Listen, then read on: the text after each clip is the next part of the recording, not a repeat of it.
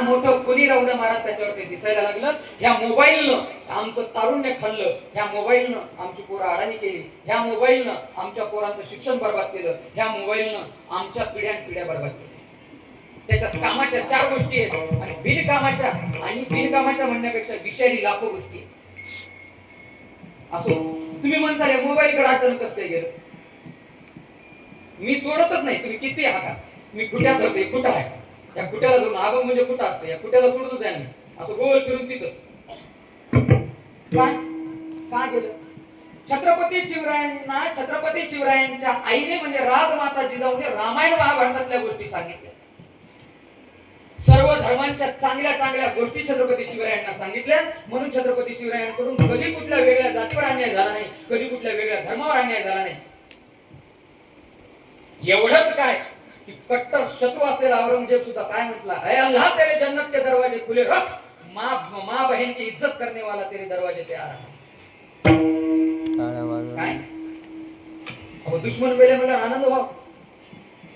काय म्हणला औरंगजेब, अय अल्लाह तेरे जन्नत के दरवाजे खुले रख, माँ बहन की इज्जत करने वाला तेरे दरवाजे पे आ रहा है. कोणता औरंगजेब? ज्यानं बापाला बिना पाण्याचं मारलं तो औरंगजेब.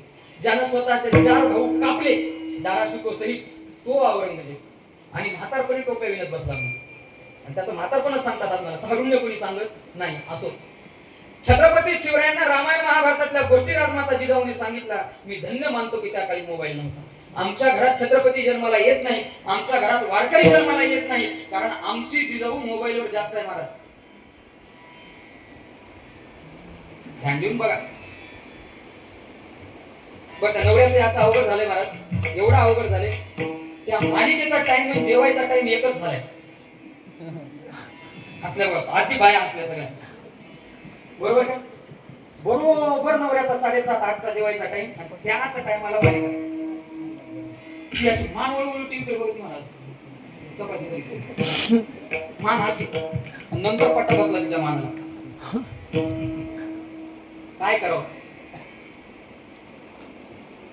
तुम्हाला फुले शाहू आंबेडकरांनी छत्रपतींनी ह्याच्यासाठी स्वातंत्र्य दिले, ह्याच्यासाठी शिकविले. मालिका बघा, टीव्ही बघा. अहो घराघरात गेल्यावर तुम्हाला एक म्हातारी म्हणली, एवढीशी पोरगी होती ती, तिला मोबाईल मधलं सगळं कळतंय. तिला कौतुक त्याचं, तिला मोबाईल मधलं सगळं कळतंय म्हणली. ती काहीतरी जाहिरात आली, बटन दाबते म्हणली, ती जाहिरात बंद करते म्हणली, बापा स्किप ऍड करते म्हणली. मी म्हणलं कळलं तुला हिला काय करतोय, जरा राखा म्हणला, 7-8 वर्ष होऊ दे, तुला कळलं म्हणजे हिला काय करतोय.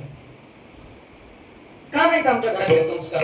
आता किती सुंदर दिसतात बघा बरे वारकरी ड्रेसिंगवर. 99% मुलींनी ओढणी सोडल्या. ओढण्या कुठल्या कॉलेजच्या पुढे जाऊन सांगा.